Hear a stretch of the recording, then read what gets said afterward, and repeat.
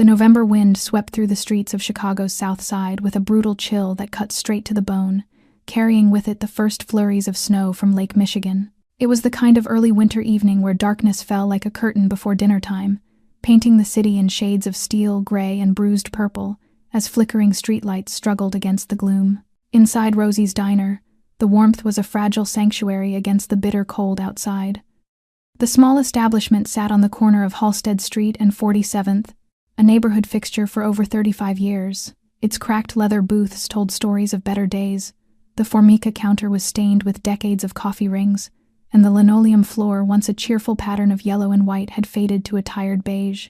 But there was something honest about the place, something stubbornly real, that the gentrified cafes creeping into other parts of Chicago couldn't touch. Elena Carter moved between tables with the efficiency of someone who had learned that stopping meant thinking, and thinking meant drowning.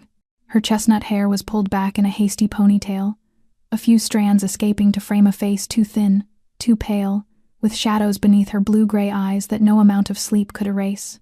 At 27, she looked older not from age, but from the kind of exhaustion that settles into your bones when you've been running on empty for too long. Her hands were rough and cracked from washing dishes, her sneakers held together with duct tape, and her uniform carried the ghost of stains that wouldn't come out no matter how hard she scrubbed.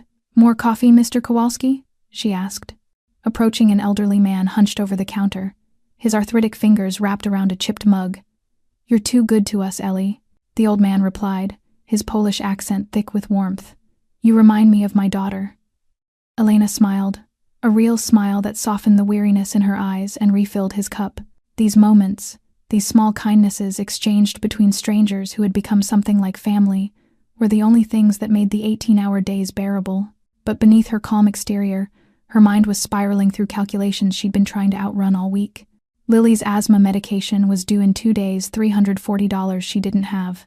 Lucas needed money for his college application fees. The landlord had taped another eviction notice to their door this morning. And somewhere in the back of her mind, Derek's voice echoed, "You can't survive without me, Ellie. You'll come crawling back, Mrs." Nguyen shuffled in from the cold, snow dusting her gray hair, pulling her worn shopping cart behind her. "Elena, child," she said in her soft Vietnamese accent, pressing a warm container into Elena's hands. "Leftover pho. You eat." "Too skinny." The unexpected kindness made Elena's throat tighten. "Mrs. Nguyen, you don't have to." "Your mother," the old woman interrupted gently, patting Elena's cheek with a weathered hand. "She watching you from heaven. She want you to eat." The mention of her mother sent a familiar blade of grief through Elena's chest. 4 years gone, and some nights it still felt like she was sitting beside that hospital bed, holding a hand that grew colder by the hour. Cancer had stolen her mother piece by piece, and Elena had been there for every terrible moment, learning to change IV bags, to crush pills into applesauce, to hold someone through pain when there was nothing left to do but witness. Those skills, forged in the darkest chapter of her life, had never left her. By 11:47, the diner had emptied into silence. Elena began her closing routine, wiping down the foggy glass door, her reflection a ghost staring back at her. Outside, the snow fell heavier now, muffling the city into an eerie quiet. She was just reaching up to flip the open sign to closed when she heard it, the scream of tires on ice, the sickening crunch of metal folding like paper, the explosion of shattering glass. Elena's head whipped toward the street just in time to see a black Mercedes Maybach spinning out of control, its headlights slicing wildly through the snow. It jumped the curb, clipped a fire hydrant, and slammed into a light pole 20 meters from the diner with a thunderous crash that rattled the windows in their frames. For a heartbeat, the world stopped. The old jukebox fell silent mid-song. Steam and smoke rose from the crumpled hood like dying breath. Elena's hand was still frozen on the door handle. Then instinct, the same instinct that had kept her mother alive for 3 extra months, that had talked Lucas down from panic attacks, that had held Lily through countless asthma attacks in the dead of night, took over. "Call 911. She screamed to no one as she yanked the door open and plunged into the biting cold. The snow stung her face as she ran. The driver, a large man in a black suit, was slumped against the steering wheel, blood trickling from his temple. Unconscious, but breathing. But it was the movement in the back seat that seized her heart. A child, a little girl, no more than 6 years old, with long dark hair and the widest gray eyes Elena had ever seen, eyes filled with pure terror. She was struggling against her seatbelt, small fists pounding against the window, screaming one word over and over, "Daddy, Daddy, Daddy." Beside her, A man in an expensive suit lay motionless, blood pooling beneath his head.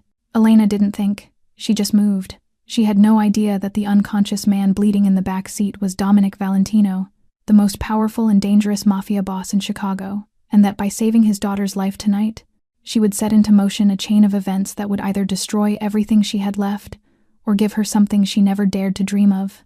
Our story begins to open a path into the hearts of those who are listening.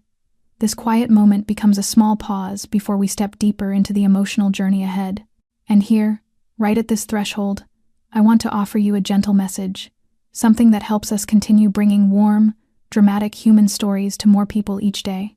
If you are listening right now, I invite you to take a single second to subscribe to our channel, to press like, and to share this video with someone you care about.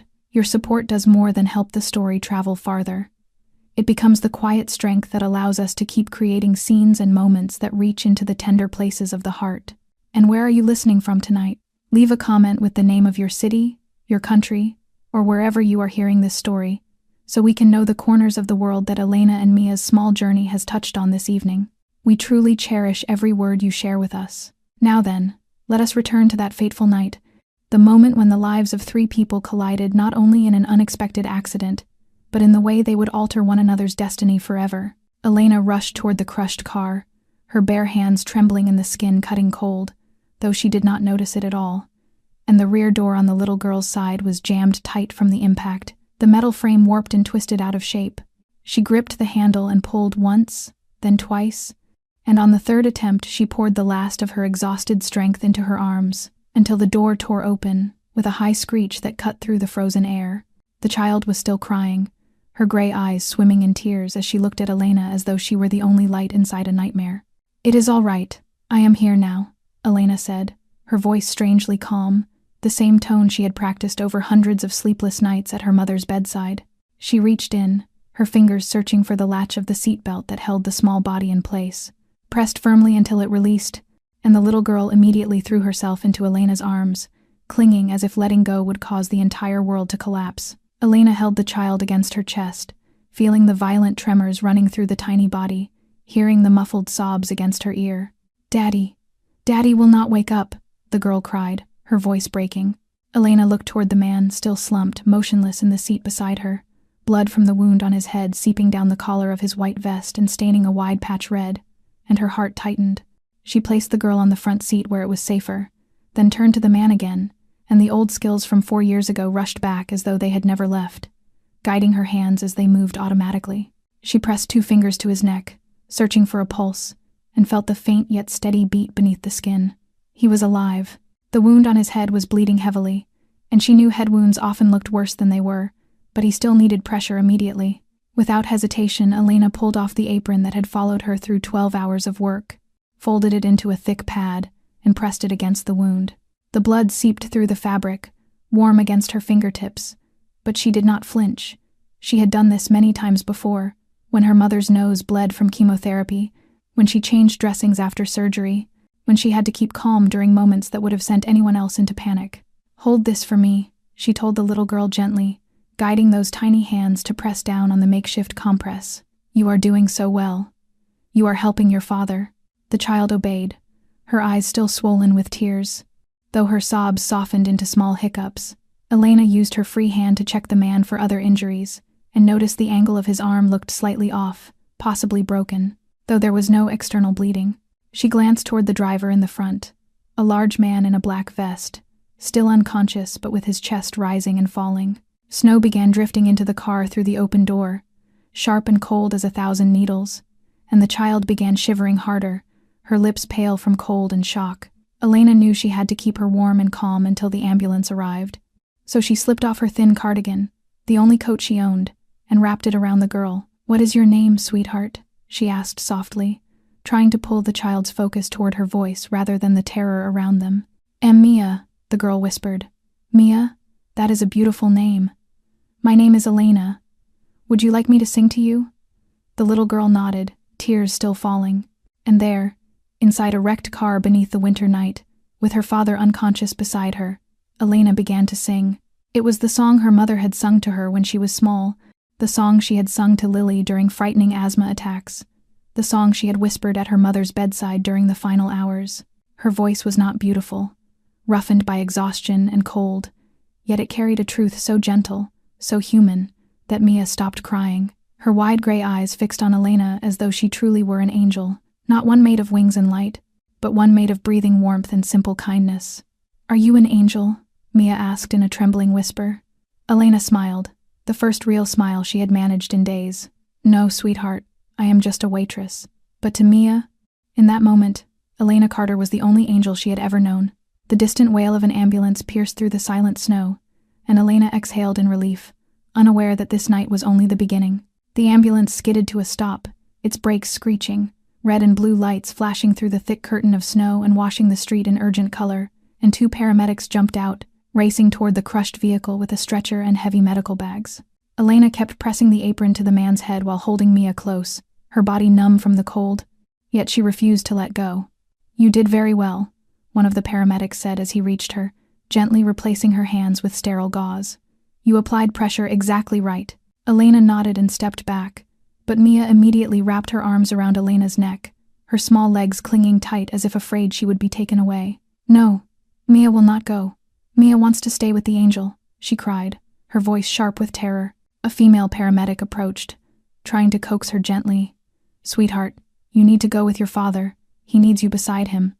But Mia shook her head violently, burying her face into Elena's shoulder, her tears soaking through the thin fabric, and she sobbed as though being separated from Elena meant losing the last safe thing in this awful night. Elena felt her heart crack open.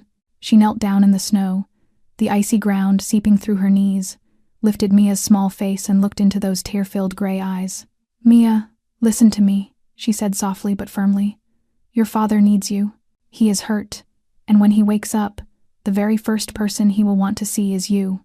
Do you understand?" The girl hiccuped, her lower lip trembling. "But what if you go away? What if Mia never sees you again?" The question of a 6-year-old pierced straight through Elena, stirring memories of Lily crying in fear during asthma attacks, of Lucas at 13 asking why their mother had to leave. She understood the terror of losing someone, the instinct to cling to a stranger who offered even a flicker of warmth in the dark. Elena reached into her pocket and pulled out a small, worn handkerchief, the last keepsake her mother had left her, embroidered with the letter M at the corner, its pale blue faded with time. She placed it into Mia's hand and folded the tiny fingers around it. "This belonged to my mother," Elena said softly, her voice caught in her throat. "She gave it to me before she went to heaven. It is very important to me. Now I am giving it to you to keep, and I promise I will come back for it. Do you understand? I promise I will see you again." Mia looked down at the handkerchief, then up at Elena, her eyes still red yet no longer crying. "You promise?" "I promise," Elena whispered, smiling even as her lips were turning blue from the cold. "And I always keep my promises."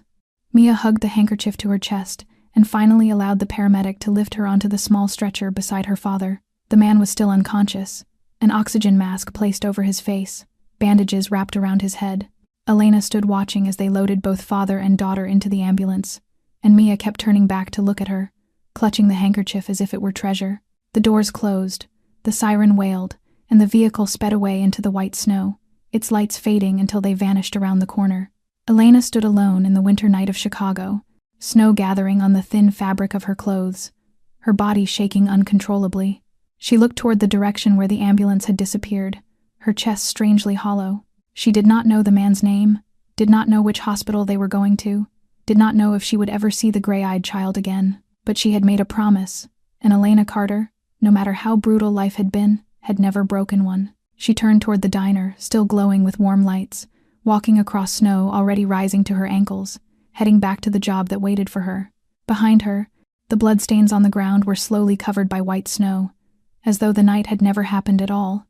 Yet Elena knew that something had changed. Elena stepped into the diner, the door chime giving a faint, tired ring as though it too had reached its limit, and the warmth inside washed over her frozen body in a way that hurt rather than comforted, as blood struggled to move again through veins that felt nearly frozen solid. She looked down at herself, at the blotches of dried and smeared blood staining her uniform, at the apron she had left somewhere out by the crushed car, at her hands with dark lines of dried blood caught beneath her nails. She walked to the sink behind the bar, turned on the faucet, and began to scrub. The water was as cold as ice, But she did not wait for warmth. She scrubbed harder and harder until her skin flushed red and the stranger's blood swirled away down the drain. Yet she still felt it on her hands, that warm and slick sensation lingering as if it had seeped into her skin. Elena drew a deep breath and forced herself back into the present. There was work to finish. She took a spare apron from the employee locker, tied it around her waist, and resumed closing the diner, wiping tables, stacking chairs, counting the register, logging the day's sales. Every action moved on muscle memory, familiar enough that she could perform them as her mind drifted somewhere far away. Mia's gray eyes kept appearing in her thoughts, her small voice calling her an angel still echoing softly. She wondered how the little girl was now, whether her father had woken, whether they were safe, but she had no way of knowing.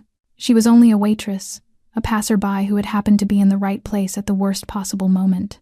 The clock on the wall showed 1:45 when Elena locked the diner door, switched off the lights, and stepped outside.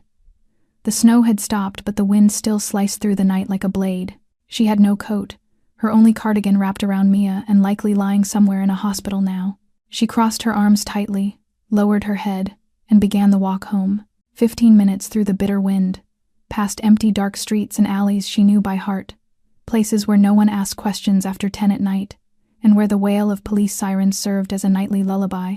Elena had lived on the South Side her whole life. She knew every crack in the sidewalks, every broken street lamp no one bothered to fix. Her apartment sat on the 4th floor of an old building that should have been demolished 10 years ago. The elevator long dead, the stairwell damp and dim, heavy with the smell of mildew. Elena climbed slowly, each step weighted with a fatigue that had long surpassed exhaustion. She opened the apartment door as quietly as possible. Inside, darkness pressed close, broken only by the thin beam of a street lamp leaking through a torn curtain. The room was small enough to feel like the walls were breathing down her neck.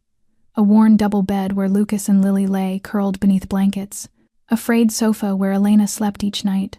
A tiny kitchen corner with a sink that dripped steadily, and walls mottled with black mold. But this was home, the only place where she could shield her siblings.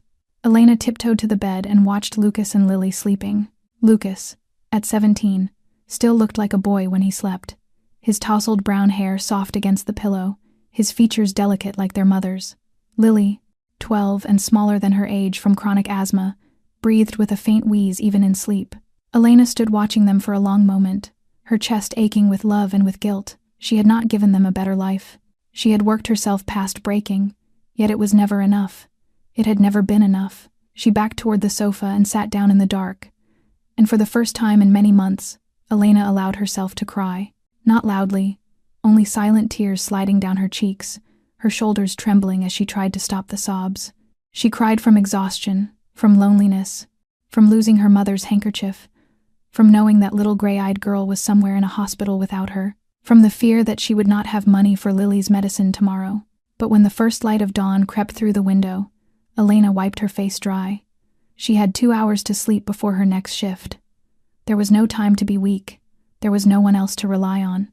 Only her, and the 2 sleeping children she would protect at any cost. The alarm rang at 5 in the morning, only 2 hours after Elena had fallen asleep. Her body protested every movement as she forced herself upright, her head spinning, her eyelids heavy as if packed with sand. She glanced at the bed where Lucas and Lily slept, their breaths steady in the cold air of a room without working heat. Elena dressed quietly, pulling on her worn janitorial clothes, drank a glass of cold water for breakfast, and left the apartment before sunrise. Her cleaning shift began at 6 in a downtown office building. As always, Elena arrived on time, received her supply cart, and started from the 1st floor. Every motion was heavier than usual, her hands trembling as she gripped the mop, her mind foggy beneath a curtain of fatigue. By the 5th floor, as she wiped down the conference room glass, the world suddenly tilted. Elena grabbed the doorframe, fighting to stay upright, as black spots flickered before her eyes. She sank to the floor, her head pressed between her knees, breathing slowly until the dizziness passed. Little food, little sleep. Her body was at its breaking point. But she did not have permission to collapse. She forced herself up, leaned against the wall briefly, and continued her shift. No one noticed, no one cared, and Elena preferred it that way. She did not need pity. Her shift ended at 10. Elena received her pay envelope, counted quickly in her head, $70, plus 43 from tips last night at the diner, still more than 200 short of Lily's medication. She tucked the money into her pocket and boarded the bus home, hoping for a short nap before her evening shift at Rosie's. But when Elena turned into the narrow alley leading to her building, she froze. Derek Shaw leaned against the wall by the entrance, a cigarette burning low between his lips, his cold blue eyes tracking her like prey. 3 years had passed and he had not changed. Still the neatly combed blonde hair, still the tall, strong frame that once made her feel safe before it became the weapon that terrorized her, still that smile she once loved and later learned to fear. "My Ellie," Derek said, flicking the cigarette to the ground and crushing it beneath his heel. "I knew you had the morning shift. I have been waiting an hour." Elena wanted to turn and run, but her feet felt nailed to the pavement. 3 years ago, she had fled from him on a stormy night with Lucas and Lily, carrying only a bag of clothes and a few $100s. She had changed her number, moved 3 times, erased every trail. But Derek always found her. "I have nothing to say to you," Elena said, forcing her voice not to shake. "Whatever we had ended 3 years ago."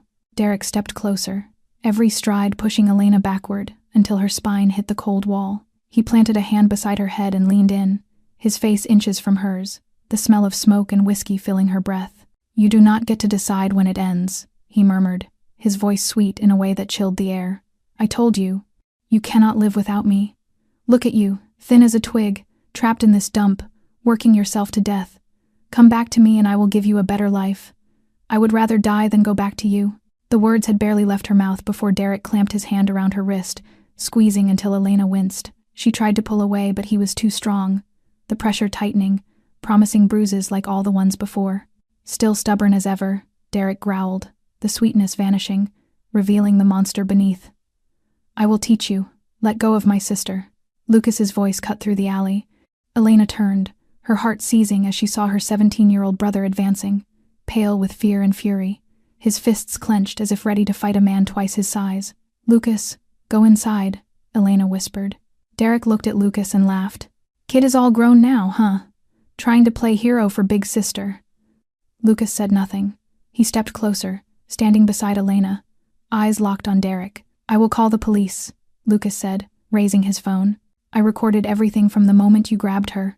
One more step and this goes straight to the cops and online." Derek glanced at the phone, then at Lucas, then at Elena. Slowly he released her wrist, stepped back, and smirked. "Fine. I will go. But remember this, Ellie. You cannot hide from me forever. I will be back, and next time there will not be a kid to save you." He walked away, his footsteps echoing on the concrete until they vanished around the corner. Elena stood shaking, a bruise already forming on her wrist. Lucas wrapped his arms around her, and for the first time Elena saw that he was no longer the 13-year-old boy crying beside their mother's bed. "Are you okay?" he asked softly. Elena nodded, though she did not know if it was true. Derek would return. He always returned. And this time, she no longer knew if she had the strength to run again. Dominic Valentino opened his eyes, and the first thing he felt was the violent pounding in his skull, as if someone were hammering from inside his head, and the harsh white glare above forced his eyes to narrow, while the sharp scent of antiseptic burned in his nose, and the steady beeping of the heart monitor filled the air around him. A hospital. He was in a hospital. Memory returned like a flood, the car skidding on the icy road. Mia's terrified scream, the brutal impact, then darkness. Mia. His heart seemed to stop for a beat. He pushed himself upright despite the tearing pain in his head and the cast around his left arm. "Where is Mia?" he rasped, his voice so hoarse he barely recognized it. "Where is Mia? Sir, calm down." Marco Russo, his right hand for more than 20 years, shot up from the chair beside the bed, the 45-year-old man with salt and pepper hair and a face marked by old scars, placing a steadying hand on Dominic's shoulder, firm but gentle, keeping him from rising. "Mia is fine. Just minor scrapes and a mild concussion. She is sleeping in the room next door and Rosa is with her." Dominic exhaled, his entire body sagging with relief. His daughter was safe. Nothing else mattered. "What is the situation?" he asked, regaining a trace of his usual authority. Marco pulled his chair closer, lowering his voice even though the private suite was heavily guarded. "The car lost control on the slick pavement. No sabotage. Tony is recovering. A head injury, but the doctors say he will be all right. You suffered a head trauma, significant blood loss, and a broken left arm. The doctors say you are very lucky." Dominic nodded, though he knew there was more than luck involved. He remembered a whisper of something, A gentle voice, a lullaby, the faint smell of coffee and vanilla. "Someone saved us," he said slowly, searching through the fog of his memory. "A woman. She bandaged my wound." She sang to Mia. Marco nodded, a flicker of surprise crossing his eyes. "You remember quite a lot." "Yes, there was a woman. A waitress at a diner near the crash site. She ran out the moment she saw the accident, forced the door open, pulled Mia out, stopped your bleeding, and kept the girl calm until the ambulance arrived. Mia called her an angel." Dominic closed his eyes, a faint image of a thin face and gray-blue anxious eyes surfacing in his mind. "What is her name?" "Elena Carter, 27 years old, employed at Rosie's Diner on Halsted Street. I had preliminary information gathered." Marco took out a thin file and set it on the table beside the bed. Dominic lifted it with his right hand, flipping through the pages. A still image from a security camera showed a slender woman in a server's uniform. Chestnut hair pulled into a ponytail. A weary face carrying a stubborn resilience. He read further. "Father died when she was 8. Mother passed from cancer 4 years ago, currently raising 2 younger siblings. A 17-year-old brother and a 12-year-old sister with chronic asthma, working 3 jobs simultaneously. Waitress, office cleaner, weekend babysitter, nearly $50,000 in medical debt from her mother's treatment, at risk of eviction due to unpaid rent." And one detail made Dominic pause for longer than the rest. "Survivor of 2 years of domestic abuse by a former boyfriend named Derek Shaw. Escaped 3 years ago. But he still harasses and threatens her. She lives like this," Dominic murmured, his voice darkening. Marco nodded. "She works 18 to 20 hours a day, sir. And that night she ran out into the snow with no coat. Stood there in the freezing wind until the ambulance came. She gave Mia her mother's handkerchief to hold on to, promised she would come back for it." Dominic looked down at the photograph of Elena Carter. A woman with nothing, no money, no power, not even a coat to keep warm, yet she still threw herself into danger for strangers. She did not know who he was, did not know he could give her anything she wanted. She simply did what was right. "I want to meet her," Dominic said, his voice no longer a request but a command. "And Marco, find everything about this Derek Shaw. I want to know it all." Marco rose. "Anything else, sir?" Dominic turned toward the window where dawn washed the Chicago skyline in soft pink light. "Prepare an appropriate gift. She saved the most precious thing I have. I owe her a life." 3 days passed since that fateful night, and Elena's life continued like a spinning wheel that never stopped. Morning shift cleaning offices, afternoon shift babysitting for the neighbor, evening shift at Rosie's Diner. She tried not to think about Derek and the cold gleam in his eyes when he promised to return. Tried not to think about the gray-eyed little girl holding her mother's handkerchief. Tried not to think about anything except putting one foot in front of the other. It was an ordinary Thursday evening at Rosie's, busier than usual because of the biting cold outside and the need for somewhere warm.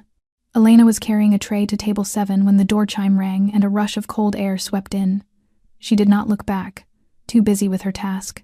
But she sensed something off when the entire diner fell silent, not the peaceful kind of silence, but a tense, suffocating stillness, as if the air had been drained from the room. Elena set the tray down and turned, and she saw them. 3 men stood at the entrance. 2 in black suits, statuesque, expressionless, and between them stood a tall man with black hair streaked with silver at the temples, a sharply angled face with a thin scar above his left eyebrow, his left arm concealed in a cast beneath an expensive cashmere coat. But what made Elena freeze were his eyes, gray like a storm gathering over the horizon, cold yet unfathomably deep, the very eyes she had seen 3 nights earlier on the face of a crying 6-year-old girl. Mr. Kowalski, a regular at the bar, shot up so quickly he nearly spilled his coffee. "Dominic Valentino," he whispered, his voice trembling, then dropped cash on the counter and rushed out the back door as if the diner were on fire. Other customers stirred in fear, some pushing money onto tables, some lowering their heads, some whispering his name with panic.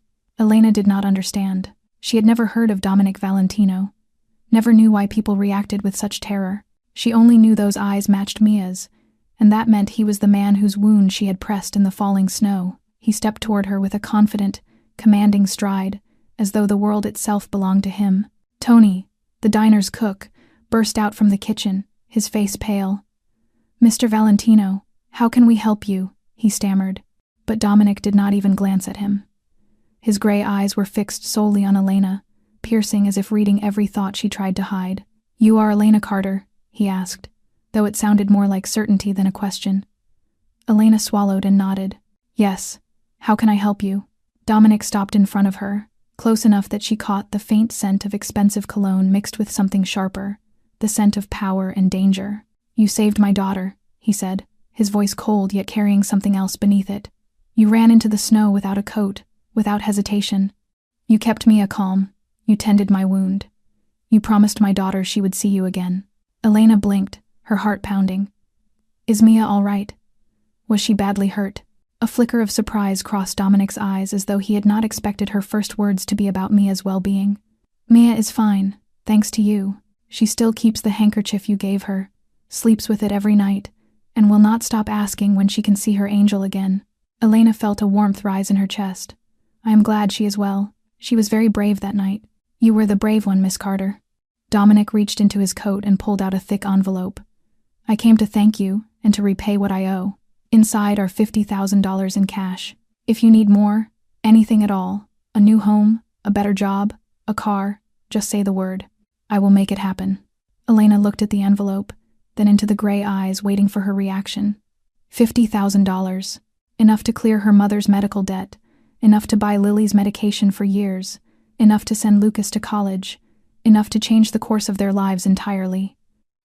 But something within her refused. Perhaps it was pride. Perhaps the hard lesson Derek had carved into her that nothing in life comes without a price. Or perhaps she simply did not want to owe anything to a man who could make an entire diner tremble. Thank you, sir, Elena said, her voice steady though her heart raced. But I cannot accept it. I did not save Mia for a reward. I did it because it was the right thing to do. And for the first time in his life, Dominic Valentino, the most powerful mafia boss in Chicago, the man no one dared refuse, found himself without an answer. Dominic stood there with the envelope still in his hand, his gray eyes fixed on Elena, as though she were some unfamiliar creature from another world. For in his life everything had a price and everyone could be bought, and he was accustomed to people bowing to his money and his power, accustomed to the world rearranging itself the moment he lifted a finger. Yet this thin woman in a cheap waitress uniform had just refused $50,000, as if it were nothing more than a handful of loose change. You do not understand, Dominic said, his voice steady yet carrying something else beneath it. Perhaps curiosity, perhaps irritation at being refused. I am not a man who likes to owe anyone. You saved my daughter's life. This is not charity, it is a rightful repayment. Elena shook her head, her gray-blue eyes meeting his without a trace of fear. And I am not someone who sells kindness, she answered quietly.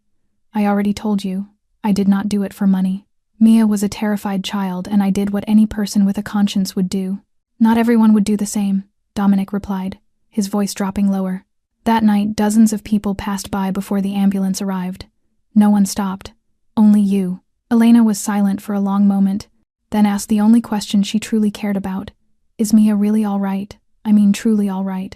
Is she having nightmares? Is she afraid of cars now? After a trauma like that, children often suffer more in their minds than in their bodies. Dominic blinked, thrown off guard.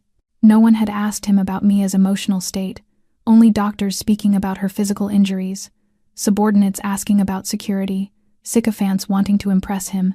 Yet Elena Carter, a woman with nothing, cared about whether his daughter had nightmares. Mia still asks about you, he admitted, his voice softening slightly. Every night before bed she asks when her angel is coming to take back the handkerchief. I think you are the only good thing she remembers from that night.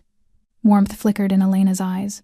Please tell Mia that her angel misses her very much, she said gently, and that she was incredibly brave. Dominic looked at her for a long moment, then slid the envelope back into his coat, understanding that forcing her to accept it would only push her farther away, and instead he drew a black business card with silver lettering and placed it on the counter. I respect your decision, he said simply, but if you ever change your mind, or if you need anything at all, call this number, day or night. Elena glanced at the card but did not pick it up. Dominic gave her a small nod, turned, and walked out with his two men following close behind, the door chime ringing as they left, and the glossy black Mercedes outside rolling away into the night. The entire diner exhaled as one, murmurs rising from every corner. Tony hurried to Elena's side, his face pale as paper. Do you know what you just did? He whispered sharply. You just turned down money from Dominic Valentino. Dominic Valentino. Elena frowned. I know he is Mia's father, But who is he that everyone seems terrified of him? Tony scanned the room nervously, then tugged her into the shadowed corner behind the bar. You really do not know. Dominic Valentino is the most powerful mafia boss in Chicago. The Valentino family controls almost everything underground in this city. People say he has killed dozens. They say if he wants someone gone, they disappear without a trace. You just refused the money of one of the most dangerous men in America. Elena felt her blood turn cold. Mafia. She had saved the daughter of a mafia boss. She had refused a reward from a man whispered about like a legend of death. She had looked straight into the eyes of one of the most dangerous men in this city and told him she did not want anything from him. Her hands began to tremble, but not from fear. She looked down at the black card lying on the counter, the silver letters glinting under the diner lights. Do you regret it? Tony asked, voice tight with worry. Elena picked up the card and turned it between her fingers, thinking of Mia, of those gray eyes filled with terror and hope, of the unconscious man whose wound she had held closed under the falling snow, with no idea who he truly was. No, she said softly, her voice calm in a way that surprised even her. I did the right thing, and I will never regret that. She tucked the card into her apron and returned to work, for there were still tables to serve and hours to finish before she could go home. And no matter how much the world tilted, Elena Carter still had to keep moving. A week passed since the night Dominic Valentino had walked into Rosie's diner, and Elena tried to forget the strange encounter. The black card stayed inside the drawer of her nightstand, not discarded but untouched, and life continued with its usual rhythm, shifts stacking on top of shifts, numbers running through her mind, and the constant fear of Derek lingering behind her like a shadow. On Saturday night, her shift ended at midnight. Tony had left early because his wife was ill, and Elena locked the diner alone before stepping into the freezing Chicago air, tightening her thin thrift store coat around her shoulders. She cut through the alley she always used, a shortcut that saved 5 minutes, and on a night this cold 5 minutes mattered. She was halfway through when a figure stepped out from the darkness, blocking her path. Elena froze, her heart plummeting as she recognized the familiar face in the weak street lamp glow. Derek Shaw stood there, eyes bloodshot with alcohol, a crooked grin twisting his mouth. I told you, he slurred. You cannot run from me forever. Elena spun to flee, but she barely moved before Derek lunged, grabbing her hair and yanking her backward. She screamed in pain, clawing at his arm, but he was far stronger. He slammed her against the wall, her face hitting the rough brick, warm blood running down her forehead. 3 years, Derek growled, his breath thick with whiskey. 3 years I waited. 3 years I searched. You think you can leave me without consequences? Let me go, Elena gasped, struggling, and Derek twisted her wrist painfully before striking her across the face, sending her crashing to the ground, her skull smacking the cold concrete and the world spinning with bright spots of light. You are coming back with me, he hissed, grabbing her collar and dragging her upward. Whether you want to or not. You belong to me, Ellie. Forever. Elena tried to call for help, but the blow to her head blurred her senses, trapping her voice into nothing more than a weak whimper. She thought of Lucas and Lily, thought of what would happen to them if she disappeared, and tears slid down her cheeks, mingling with the blood on her skin. Then suddenly the pressure on her collar vanished. She heard a heavy thud, the sound of a body hitting the wall, Derek's cry of pain. She forced her eyes open just enough to see 2 dark figures pinning Derek to the ground, one kneeling on his back, the other twisting his arms behind him. Do not kill him, a familiar voice said sharply. Marco Russo stepped out of the shadows, his scarred face cold as stone as he stared down at Derek writhing on the pavement. The boss wants him alive to face consequences. For now, get out of this city and never come back. Otherwise, next time it will not just be broken bones. The 2 men hauled Derek upright, and Elena heard the crack of something snapping, Derek's scream echoing down the alley, then the dragging steps fading away. Marco knelt beside her, the hardness in his eyes softening. Miss Carter, can you hear me? Elena nodded weakly, dizziness washing over her. You work for Dominic Valentino. Yes, the boss ordered protection for you the moment he left the diner. We have been monitoring Derek Shaw for a while, but tonight he acted faster than expected. I am sorry we did not reach you sooner. Elena wanted to say she did not need protection, that she could manage on her own, but when she tried to stand, her knees buckled and everything blurred, and before she hit the ground, strong arms caught her. Bring the car, Marco commanded. We are taking her to the boss. Elena wanted to protest, wanted to say she needed to go home to Lucas and Lily, but her consciousness drifted like a boat losing its anchor, and the last thing she felt before darkness closed in was the scent of expensive leather and the deep voice of someone on the phone saying they were on their way back to the estate. Elena woke to a dull throb pulsing behind her eyes and the soft scent of lavender drifting through the air, and she blinked several times, trying to understand where she was, staring up at a soaring ceiling adorned with ornate classical patterns, a chandelier glittering with crystal light, deep red velvet curtains, and beneath her a cream leather sofa softer than anything she had ever touched in her life, a setting so far removed from her cramped apartment that it felt like another universe. "You are awake, thank goodness," a middle-aged woman with streaks of silver in her dark hair and a kind, gentle face said as she approached with a damp cloth in her hand. "I am Rosa, housekeeper for the Valentino family. Stay still. Let me change the bandage on your head." Elena tried to sit up, but a wave of dizziness pressed her back down, and Rosa placed the cool cloth against her forehead before carefully checking the wound already cleaned and wrapped. "You have a minor head injury, but no stitches needed," she murmured. "The bruising on your face will fade within a few days." Elena looked around again, trying to collect her thoughts, and through the wide window she saw an enormous garden with a marble fountain, perfectly trimmed hedges, and a tall iron gate enclosing the grounds like a fortress, and she realized this was Dominic Valentino's estate, so extravagant it made her feel like a stain on a pure white page. "My brother and sister," she whispered, her voice raspy. "Lucas and Lily, they are home alone. I have to go." "The boss already sent people to watch over them," Rosa reassured her. "They are safe, do not worry." Before Elena could protest, the door opened, and Dominic Valentino stepped inside, wearing a white shirt with the sleeves rolled up, the collar slightly open, a stark contrast to the impeccably controlled image he had presented at the diner, although his gray eyes remained the same, sharp as steel, and in this moment burning with a contained fury. "Leave us," Dominic said to Rosa, not as a request but a command, and she nodded and slipped out, closing the door behind her. Dominic stood looking at Elena for a long breath, his jaw tight, the muscles in his arm coiled as if restraining a storm. "Derek Shaw," he said at last, his voice low and dangerous. "He abused you for 2 years, stalked you for 3 more, and tonight he nearly killed you. Why did you not tell me?" Elena pushed herself upright, managing it despite the ache in her skull. "That is not your concern," she answered. "Derek is my problem. I can handle him." "You call being beaten unconscious in a dark alley handling it," Dominic retorted, stepping closer, his gaze drilling into hers. "If my men had not reached you in time, what do you think would have happened?" Elena said nothing, because she knew exactly what would have happened. She had known it for years. She had lived with that fear longer than she cared to admit, yet she had built her life on surviving alone, and did not know how to accept help from anyone, least of all from a Mafia boss she barely knew. "I do not need your protection," she insisted, her voice sharper than she intended. "I do not want to owe anyone, especially someone like you." "Someone like me," Dominic repeated quietly, a fleeting expression crossing his eyes, something that might have been hurt or might have been cold amusement. "What do you think you know about someone like me?" "I know who you are," she said, meeting his gaze without flinching. "Tony told me. You are Dominic Valentino, the man who controls the underworld in Chicago. People fear you because you are dangerous. I have lived with a dangerous man before.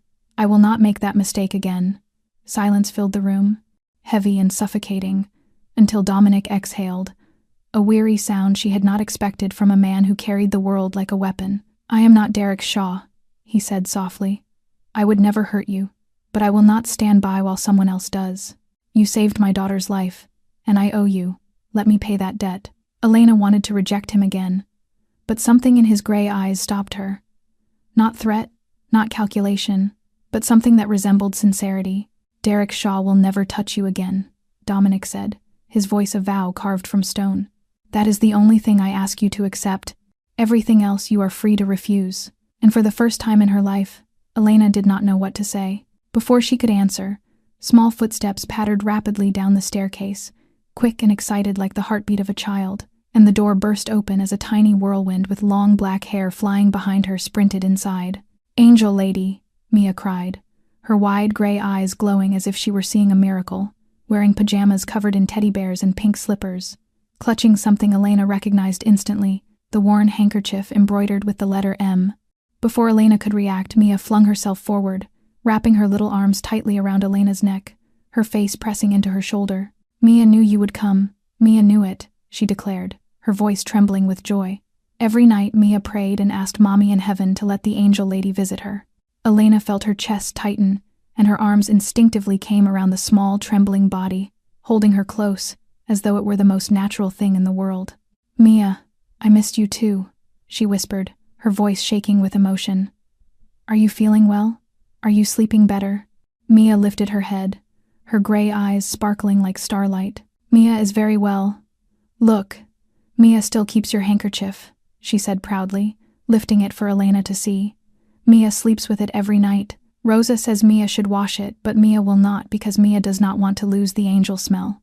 Elena laughed softly, a real smile brightening her tired face, and only realized she was crying when Mia raised a small hand to wipe the tears from her cheek. "Are you hurt?" the little girl asked, panic edging her voice. "Who hurt you?" Then Mia turned toward Dominic, her voice suddenly fierce. "Papa, someone hurt the angel lady. Papa, make them go away." Dominic did not answer his daughter. He stood frozen, his gray eyes fixed on the sight before him, Elena holding Mia in her arms, the two of them wrapped around each other as if they belonged, and on Mia's lips was a smile, a true smile, radiant and innocent, a smile he had not seen in 4 years, not since the day Isabella died in his arms from a bullet meant for him, not since Mia had retreated into silence and fear, clinging to him as though terrified he too would vanish. 4 years he had hired the finest child therapists, bought every expensive toy, done everything a father could do, yet none of it brought back his daughter's joy. And now, this woman he had met only twice, a fragile waitress with nothing but an old handkerchief to her name, had accomplished what all his wealth and power could not. "Papa, can the angel lady stay with us?" Mia asked, hope shimmering in her eyes. "Can she read to Mia every night? She sings beautifully, Papa, like Mommy did." Something inside Dominic cracked, perhaps the wall he had built around his heart, perhaps the grief he had buried since Isabella's death, and he looked at Elena, this slender woman with a bandage on her head and a bruise on her cheek, meeting his gaze with wary blue-gray eyes that softened only when they drifted to Mia, and in that moment Dominic understood that she was not Isabella, she was not anyone he had ever known, yet she had made his daughter smile, and for a man like Dominic Valentino, that was more precious than anything on earth. Rosa led Mia back to her bedroom after the little girl yawned, and her eyes began to flutter shut even as she struggled to stay awake to be near her angel lady a little longer, and Elena promised she would see Mia again, knowing this time it was not an empty promise. Watching the small figure disappear behind the door with a warmth blooming in her chest, she had forgotten how to feel, but the quiet moment did not last long, because Marco strode into the room, his scarred face tighter than usual, his eyes immediately seeking Dominic and signaling that something serious needed to be said in private. "Say it," Dominic instructed without moving from where he stood. "Miss Carter should hear this as well." Marco hesitated for a heartbeat, then nodded. "Bad news, sir. The Moreno family has learned about Miss Carter." Elena saw Dominic's entire body tense, his gray eyes darkening like a storm rolling across the sky. And although she did not yet understand the details, her instincts sharpened by years of hardship told her this was no trivial matter. "How did they find out?" Dominic asked, his voice frigid. "We are still investigating," Marco replied, "but it appears someone at the hospital talked, and word spread that a woman saved the life of Dominic Valentino's daughter, and Victor Moreno took a particular interest in that piece of information." Marco cast an apologetic glance at Elena. "He has already had people look into her. He knows where she lives, where she works, and he knows about her siblings." Elena felt her blood freeze. "Who is Victor Moreno?" she asked, though she kept her voice steady despite the pounding of her heart. Dominic turned to her with an expression that held something close to regret. "Victor Moreno is the head of the Moreno Mafia family, the greatest enemy my family has. Our families have fought over territory in Chicago for 20 years. He is the one who ordered the killing of my wife 4 years ago." The final words stunned Elena into silence as she remembered hearing that Dominic was a widower and that Mia had lost her mother. She had not imagined that death to be tied to this brutal world. "What does he want with me?" Elena asked, though she already knew before Marco spoke. "He wants to use you as leverage against the boss," Marco said grimly. "He knows you matter to Mia, and Mia is the boss's only weakness, and he will use you as a pawn, kidnap you or threaten you to force concessions during upcoming territory negotiations." Elena rose to her feet, the dizziness nearly gone but her mind spinning for an entirely different reason. "I am just a waitress. I have nothing to do with any of this. Why would they target me?" "Because you saved Mia," Dominic said, his voice heavy. In this world that is enough to make you a target. Anyone connected to me becomes prey in the eyes of my enemies, which is why I have no friends and no family besides Mia, which is why I tried to keep you at a distance." Elena let out a bitter breath. "Yet you watched me, sent people after me, brought me here. Because I had no choice," Dominic snapped, his self-control cracking for the first time. "You think I want to drag you into this chaos? You think I want to watch one more innocent person hurt because of me?" The room fell into a strained quiet, and Elena looked at the man before her, the feared Mafia boss, and saw not ruthlessness but the sorrow of someone who had lost too much. "So what now?" she asked, calmer than she felt. "Now," Dominic said, "you cannot go back to your old life. Not until I deal with Victor Moreno. You and your siblings need protection, and the safest place for you is here with me." Elena wanted to argue, wanted to say she could handle herself, but she thought of Lucas and Lily and the danger that might reach them because she had been in the wrong place at the wrong time. She had risked her life to save one child, and now had to face the consequences. "I need to see my brother and sister," she said finally. "I need to explain." 3 days after the night at the Valentino estate, Elena returned to her routine as if nothing had happened, refusing Dominic's offer to stay, refusing the security team he wanted to assign her, refusing everything except one condition. She allowed Dominic's men to inspect her apartment and install new locks, the furthest extent her pride could tolerate. Lucas asked why strangers had come, why she had bruises on her face, and she lied, saying she had fallen and that the men were building maintenance workers, though she saw in his doubtful eyes that he did not believe her but chose not to press, having long grown used to Elena hiding truths to shield her siblings and resenting it even as he accepted it.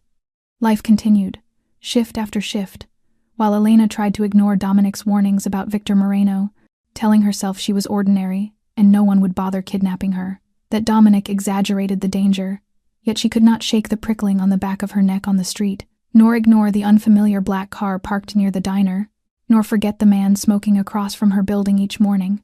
On Wednesday afternoon, Elena finished her office cleaning shift early because Lily had a medical appointment, and she was walking briskly through familiar streets, thinking about medicine costs and unpaid bills, when a black van screeched to a stop beside her, the door sliding open as 2 men jumped out with such speed that Elena barely had time to inhale.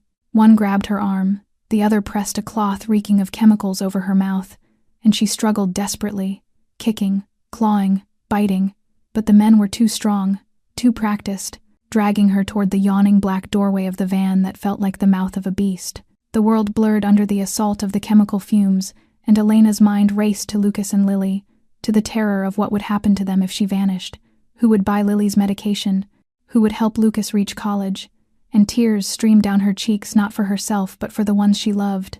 Then suddenly the pressure on her body vanished. Gunshots cracked through the air, shouts erupted, bones snapped. Someone called her name, and Elena collapsed onto the pavement, her vision swimming as she forced her eyes open. The 2 kidnappers were on the ground, one shot in the leg, the other pinned beneath a massive man Elena recognized as one of Dominic's men, while the van peeled away, abandoning them, and standing in the center of the chaos, gray eyes blazing with worry she had never imagined on his cold face, was Dominic Valentino. "Elena," he called, kneeling beside her, lifting her head with strong hands, checking her for injuries.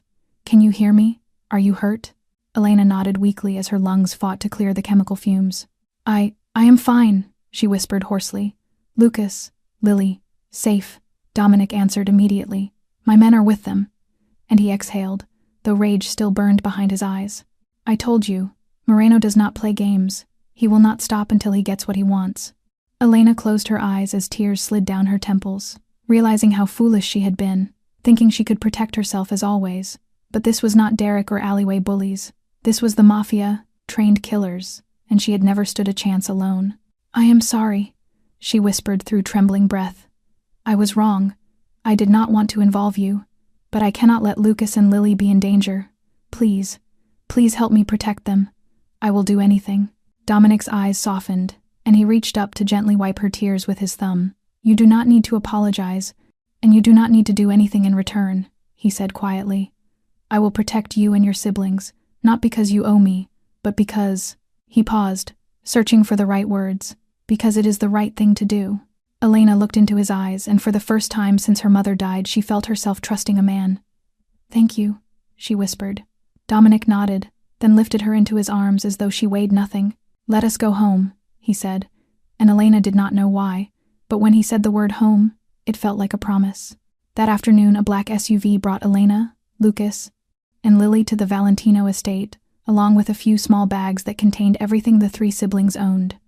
And Lucas sat in silence the entire ride, his brown eyes fixed on the window with attention he could not hide, because he had listened to Elena explain the entire story, the accident, Dominic Valentino, the threat from the Moreno family, the attempted abduction earlier that day, and he had wanted to shout that his sister had lost her mind by involving herself with the Mafia, that they should run away to another city instead of walking willingly into the lion's den.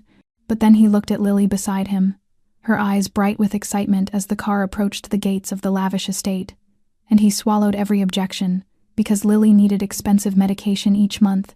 Lily needed a warm, safe place to live. Lily needed to be protected, and if staying near a Mafia boss could give her that, then Lucas would accept it even if he hated every part of this. The guest house of the Valentino estate was larger than their old apartment by at least 5 times, with 2 floors, 3 bedrooms, a spacious living room with a real fireplace, a fully equipped kitchen, and a small private garden looking out onto the main estate grounds. And Lily ran from room to room like a freed bird, squealing with delight at the sight of the bathtub, the large bed with white duvets, the refrigerator full of food, while Elena stood in the living room unsure of what to feel because she had grown used to moldy, cramped spaces, to sleeping on a frayed sofa, to counting every coin before buying groceries, and all this luxury felt wrong on her shoulders like clothing that belonged to someone else. Rosa appeared in the doorway with a warm smile carrying a tray of fresh cookies and hot chocolate, welcoming them with her honey-toned Mexican voice, urging them to treat this place as home and to ask her for anything they might need. And Lily immediately ran to her, eyes wide as she inhaled the scent of the cookies, while Rosa gently scolded Elena for being too thin and assured her no one in this house would ever go hungry. Before Elena could respond, Mia came running in, gray eyes sparkling the moment she saw Elena, shouting, "Angel Lady," as she flung herself into Elena's arms, before spotting Lily and tilting her head curiously at the girl only a few years older than she was. Lily introduced herself with a beaming smile and told Mia that Elena had told her many things about her, and Mia turned to Elena with astonishment and delight, asking if it was true, and when Elena nodded, the 2 children began chatting as if they had known each other forever, running outside to the garden hand in hand. Rosa watched them with gentle affection and explained that Mia had not played with another child since Isabella died, that she kept to herself and only spoke to Dominic or Rosa, and Elena watched Mia laughing in the flowers with Lily and felt something warm unfurl inside her chest, something like hope. Lucas stood beside her, still wary but less tense now that Lily was smiling, and he whispered that he did not trust Dominic but would stay for Lily and for Elena, and Elena squeezed his hand gratefully before Rosa invited them to dinner with Dominic and Mia, and bustled off to prepare lasagna. That night, Elena could not sleep despite the softest bed she had ever felt, and the warm fire glowing in the corner, because her mind kept returning to the attempted kidnapping, the cold eyes of the attackers, the chemical-soaked cloth over her mouth, and the terrifying truth of what would have happened if Dominic had not arrived in time. And she lay awake until 2 in the morning before slipping quietly outside. The garden was lit by small, hidden lamps casting a fairy-tale glow across the stone path, and Elena walked among the flowers until she stopped at the marble fountain, sitting on a cold stone bench as she looked at the star-filled sky, only then realizing she was not alone. Dominic stood beneath an old maple tree with a glass of wine in his hand, his gray eyes fixed on some distant memory, dressed in a white shirt with the collar undone and sleeves rolled up, looking nothing like the cold, untouchable figure she had seen before, but instead, like a man haunted by ghosts. She approached slowly, and he spoke without turning, asking if she could not sleep either, and she admitted her mind was too full, and he nodded, saying he understood because he had not slept through a night since Isabella died. The name hung heavy between them until he began to speak again, telling her he had met his wife when he was 25, that she had been the daughter of a lawyer with no ties to his world, beautiful, intelligent, stubborn enough to stay by his side despite the danger, believing love was worth the risk, and he said with a breaking voice that she had been right, because she had risked her life for him. He told Elena how Isabella had died shielding him from a bullet meant for his head during an ambush ordered by Victor Moreno, how she died in his arms in front of a 2-year-old Mia, and Elena placed a gentle hand on his arm because she could not bear the pain she heard in his voice. Then she told her own story, of losing her mother to cancer, of fighting every day and every night to give her one more hour, one more breath, yet still losing her, and afterward falling into the arms of Derek at her weakest, believing his empty promises until he turned into a violent captor, controlling and isolating her until she finally escaped one rainy night with 2 siblings and a few $100s. They fell silent then, 2 people from opposite worlds tied together by wounds no one else could see, and Dominic told her she was stronger than she believed, that she had endured and survived and still managed to love, and she told him he was a good father who carried unimaginable guilt but never stopped protecting Mia. He reached out his hand then, and she let him take hers, and they stood together in the cold, quiet night, fingers intertwined, and for the first time in a very long time neither of them felt alone. 2 weeks had passed since the quiet night in the garden, and life inside the Valentino estate had begun to settle into a rhythm Elena never expected to grow familiar with, because although she continued working at Rosie's diner, there was now a car sent to fetch her and security assigned to walk her in and out. Lucas had started adapting to the new home, spending most of his time in the estate library preparing for college entrance exams, and Lily and Mia had become inseparable, sharing every childish secret and playing together from dawn to dusk. Yet the person who stayed closest to Elena was none other than Mia herself, the 6-year-old with storm-gray eyes who followed her everywhere like a small shadow. Each morning, Mia rushed to the guest house to eat breakfast with her before school. Each afternoon, she waited at the door with 100 stories to tell the moment Elena returned. And each night she refused to sleep, unless Elena read to her and sang the lullaby her mother once sang, curling into Elena's lap with her soft, dark hair smelling faintly of children's shampoo, and her small fingers clinging to Elena's sleeve as if afraid she might disappear. One weekend afternoon, Rosa taught Elena and the girls how to make cookies in the sprawling kitchen, and with Lily also joining the lesson, the 4 of them turned the room into a delightful chaos of flying flour and echoed laughter, while Mia stood on a stool stretching her tiny hands to cut dough into star shapes, tongue sticking out in concentration as she proudly presented a lopsided piece to Elena, who crouched down to help shape it properly. Then Mia spoke of her mother, saying Rosa had told her she used to bake with her, and that her mother now watched her from the sky, before lifting her gaze and telling Elena in the most innocent, earnest voice that she now had Ellie. And she asked the question that made Elena's breath falter, asking if Ellie could stay with her forever, because she did not want Ellie to leave the way her mother had, and Elena knelt and wiped the flour from Mia's cheek and promised she would not go anywhere, and Mia flung her arms around her, whispering that she loved her, that Ellie was like her second mama, before murmuring the words that shattered Elena's heart wide open. Ellie mama. And Elena froze with tears spilling uncontrollably as she held the small, warm child to her chest, crying not from sorrow, but from a happiness so sharp it hurt. And when Mia saw the tears, she cried too, wiping Elena's cheeks with flour-covered hands while leaving white streaks on both their faces, unaware that Dominic had been standing at the doorway for a long time watching the entire scene. From the moment Mia called Elena Ellie Mama to the moment they clung to each other in tears, and for the first time in 4 years, the cold steel heart of Chicago's most feared Mafia boss, stung with warmth and grief so fierce, it blurred his vision, and he slipped away quietly with a decision already carved into him that he would protect Elena Carter at any cost, not only because she had saved Mia, but because she had given his daughter something he could never give, the love of a mother. The next morning, the atmosphere in the estate shifted sharply, and Elena noticed it as soon as she stepped out of the guest house. Because the number of guards had doubled and their expressions were taut, Rosa hurried Mia and Lily back inside, insisting they stay indoors. Lucas was told not to leave the guest house, and Dominic had shut himself in his office since dawn with Marco and a stream of men moving in and out with grave faces. No one told Elena anything, and when Rosa only shook her head anxiously, Elena's unease grew until just before noon she decided to find out for herself, approaching Dominic's office, only to freeze outside the half-open door, when she heard Marco's voice revealing that Victor Moreno had obtained photographs taken that morning of Elena, Lucas, and Lily walking from the guest house to the main estate, and he had sent a message calling Elena Dominic's little bird, and threatening that it would be a shame if something happened to her and the 2 children, demanding the Southport territory in exchange, or he would send Dominic their remains piece by piece, and Elena went cold to the bone, leaning against the wall, trying to steady her breath. Inside the room, Dominic's voice cut like ice as he ordered an end to the matter, saying Moreno had killed his wife 4 years earlier and now threatened the one person Mia loved, and that the time had come to finish it. And when Marco asked for instructions, Dominic said that tonight Victor Moreno would die. Elena pushed the door open then, unable to stand still another second, and both men turned in shock as she stepped inside, trembling yet resolute, asking if he truly intended to kill a man, and Dominic dismissed Marco before facing her, trying to explain that she did not understand. But she forced him to explain why this had to happen, why there was no other way, and Dominic told her with a raw edge that Moreno had taken Isabella, had attempted to kill Mia by sabotaging the car, and was now threatening to butcher Elena and her siblings, asking her what she expected him to do, sit and wait for Moreno to strike first. Elena told him she did not want him to stain his hands with blood because of her, that she had seen too much violence in her life and did not want to be the reason he killed again. And Dominic said she was not the reason because Moreno should have died long ago, and she was merely the drop that overflowed the glass. But Elena stepped closer, crying as she asked what kind of man he would become if he killed again, how Mia would grow up knowing her father's hands were red, begging him to tell her there was another path.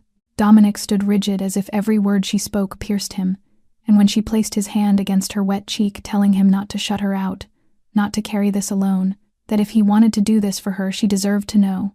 Dominic looked into her tear-blurred eyes and felt the walls he had built for years tremble, because he was not accustomed to someone crying for him, fearing for him, standing with him, and in that moment he no longer knew how to breathe.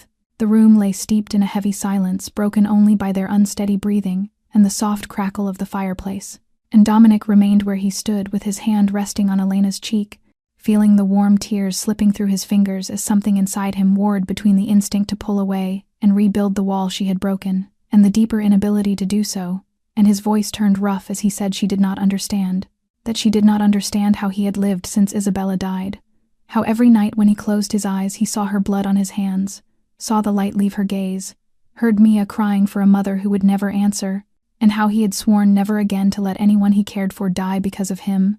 And Elena looked at him with her heart aching at the raw anguish in his storm-gray eyes, and asked why he had let her into his life, why he had allowed her to remain here, allowed Mia to call her Ellie Mama, allowed her to believe she might belong to this place. And Dominic's voice cracked like shattered glass as he erupted with the truth that he could not stop himself, that she thought he wanted this but did not understand how every morning he woke thinking of her, how watching her hold his daughter stirred something he had believed dead for 4 long years, that he had tried to keep his distance and remind himself that she was only someone to whom he owed a debt.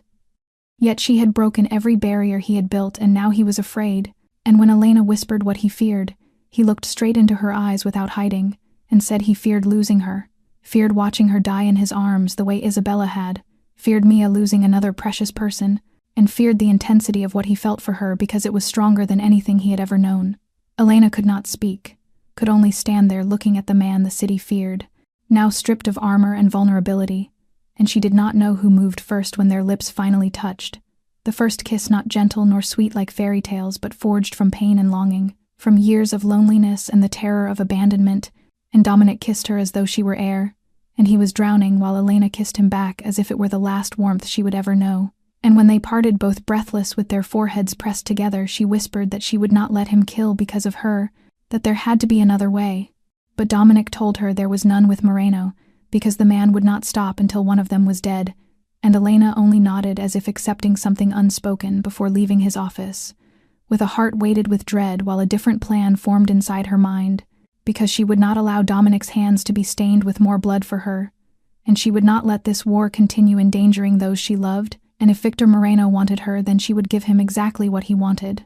That night, after the entire estate had fallen asleep, she quietly took the phone of a guard dozing in the hallway, searched through the call logs for unfamiliar numbers, and finally sent a message saying she was Elena Carter and wanted to meet Victor Moreno alone, to exchange herself for the safety of the Valentino family and her siblings, telling him to name a location, and the reply came within 5 minutes, with an address in the abandoned Southern Industrial District, and the instruction to arrive within 1 hour alone, or the agreement was void. Elena wrote a letter and left it on Dominic's pillow, knowing he would find it when he checked on Mia, as he did every night.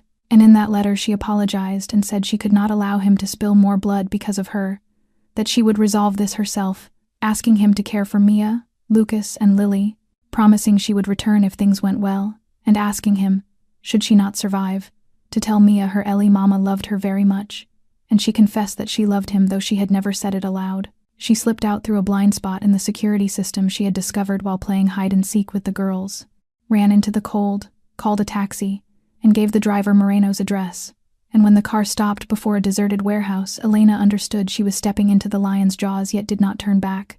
walking instead toward the half-open metal door and vanishing into the dark without knowing. 2 shadows stepped out behind her to intercept the taxi, or that the entire meeting was a trap, with no intention from Moreno to honor any bargain. And the last thing she registered was a sharp blow to the back of her skull and a man's cold laughter telling her she was foolish for thinking she could walk away. Dominic could not sleep with their kiss still burning on his lips and her words echoing in his mind. And at 2 a.m, he rose to check on Mia and saw the letter on his pillow, his heart stopping as he read the trembling script again and again, before he tore from the room like a storm, shouting for Marco and ordering everyone awake because Elena had gone to meet Moreno alone, and the estate exploded into chaos with lights and running footsteps and ringing phones, as Marco arrived pale-faced reporting he had traced the signal from the phone she used to contact Moreno to the abandoned industrial district, warehouse number 7, and Dominic commanded every man available to prepare while ordering Marco to call Agent Rodriguez from the FBI and tell him Dominic would deliver Victor Moreno on a silver platter in exchange for immunity for his family.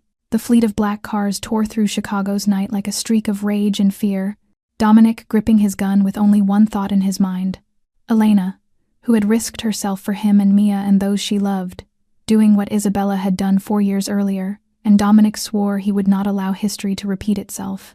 Warehouse number 7 stood decrepit in the desolate district with Moreno's men surrounding it.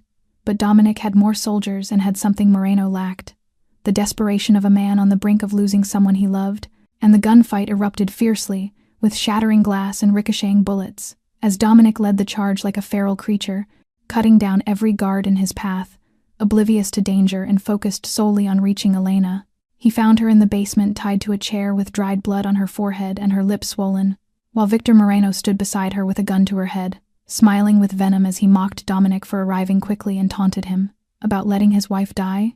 And Dominic leveled his weapon with every muscle pulled taut while meeting Elena's tear-blurred gaze, trying to tell him not to worry. And he demanded Moreno drop the gun because his men were defeated and the FBI was coming. But Moreno laughed that he did not fear federal agents and would kill the girl before doing anything else. Yet his words were cut short by a gunshot from behind, as Marco slipped through the back entrance and hit Moreno in the shoulder, sending him crashing down as Dominic kicked the weapon away and seized him by the collar with hell-cold eyes, confessing he should kill him and make him suffer as Isabella had. But when Elena's trembling voice begged him not to, Dominic froze, remembering her plea not to stain himself further, and he looked at Moreno and then at Elena being freed by Marco and made his decision, declaring he would not kill the man because death was far too merciful, sentencing him instead to live out his days imprisoned with every crime imaginable stacked upon him. And he handed Moreno to Marco to deliver to the FBI before rushing to Elena, falling to his knees and touching her bruised face with shaking hands, whispering that she was insane, that she had almost died and almost left him alone.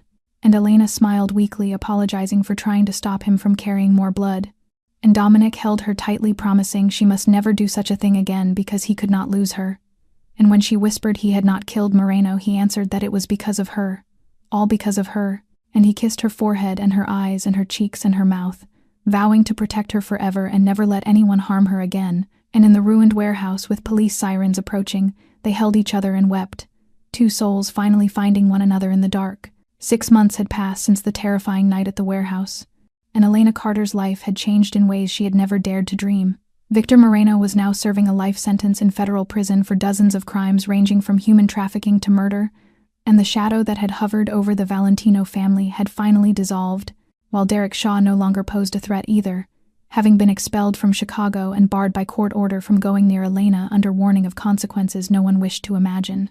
Elena continued working at Rosie's diner, not because she needed the money but because she chose to, for the little diner with its cracked leather stools and faded floors had become part of who she was, a place where she found meaning in her small connections with Mr. Kowalski, Mrs. Nguyen, and Tony. And though Dominic had asked her dozens of times to quit, she refused each time with the stubborn smile he had grown to love, telling him she needed the job to remind herself of where she came from, and to never forget the hard years that had shaped her. Alongside her shifts at the diner, she had enrolled in an online nursing program, pursuing the dream she had set aside when her mother passed away, and Dominic had paid the entire tuition, a gesture Elena accepted without protest because she had learned that allowing someone to love her was, in its own way, an act of love in return. Each night, after Mia fell asleep, Elena would sit at Dominic's office desk studying anatomy while he reviewed business reports, the two of them sharing the kind of peaceful silence that felt like home. Lucas had received his acceptance letter to MIT with a full scholarship, a dream he had once believed he must abandon because of their circumstances. And when he read that letter, he cried for the first time since their mother died, and Elena held him, whispering that their mother would be proud.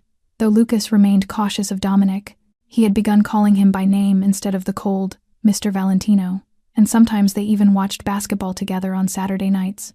Lily was the one who transformed the most. With proper medication and good nutrition, her asthma was fully under control. Her cheeks glowed with color, her eyes sparkled, and her laughter rang through the mansion every day as she and Mia became sisters not by blood but by choice, sharing everything from dolls to secrets, and each called Elena by different names that meant the same thing, Lily calling her sister, and Mia calling her Ellie Mama. On the first warm spring weekend afternoon, as tulips bloomed in the garden and sunlight washed the estate in gold, Elena sat on the stone bench beside the fountain watching the people she loved gathered around her. Lucas teaching Lily how to play badminton on the lawn, the two children's laughter chiming like bells while Mia ran between them begging to play despite being too small to hold a racket, and Rosa stood on the porch wiping her hands on a cloth, gently scolding them not to fall while her eyes gleamed with joy, and beside Elena sat Dominic with his hand intertwined with hers as naturally as breathing. They did not speak, simply watched the children play, and tears pricked Elena's eyes from the sheer force of happiness as she remembered freezing nights in a rundown apartment, skipped meals so she could buy Lily's medicine, and the bruises Derek had left on her body. Realizing how far she had traveled from the exhausted girl who had worked 18 hours a day to survive, to the woman now sitting here loved, protected, and belonging. When Dominic asked what she was thinking, brushing his thumb over the back of her hand, Elena turned to him with tear-filled eyes and said she was thinking about how strange life was, how if she had not run outside into the cold November night, if she had ignored that car, if she had not saved Mia, she had no idea where she would be now. And Dominic replied that she would still be herself, a good, resilient, loving person, and that he was only lucky she had chosen to save his daughter that night. But Elena smiled and said it was not luck, it was fate, then rested her head on his shoulder as she gazed at the sunlit garden. Mia ran to her, throwing herself into Elena's lap, followed by Lily and then Lucas, who stood beside them wearing the rare, soft smile he saved only for family. And Rosa came out carrying a tray of cold lemonade. They stood there, a peculiar family forged not by blood but by love and sacrifice and the choices made in their hardest moments. And Elena knew she had finally found the place she belonged. The story of Elena and Dominic had come to an end, but the lesson it left behind remained, reminding us that life often brings trials that feel impossible to overcome, and nights so long we fear no light will ever return, yet a small act of kindness can alter a life forever, not just another's but our own. Elena had saved Mia not for reward but because it was the right thing to do, and that simple act opened the door to a happiness she had never imagined. This story also reminds us that family is not defined solely by blood, but by those who choose to love and protect each other. And wherever you are in your life, whatever burdens you carry, remember that there is always a light at the end of the tunnel, and sometimes angels reveal themselves in the form of ordinary people. Thank you for staying with this story until the final moment. If the journey of Elena and Dominic has touched your heart, please subscribe to our channel, like this video, and share it so more people can hear stories as meaningful as this one. We would love to know how this story made you feel, whether it reminded you of anything in your own life, or whether you have ever met unexpected angels along your path. Please share your thoughts in the comments below, as we always treasure hearing the honest emotions that come from the depths of your hearts. Wishing all of you good health, joy, and peace each day. And remember that you deserve love, and sometimes happiness arrives from the places we least expect. Goodbye, and see you in the next video.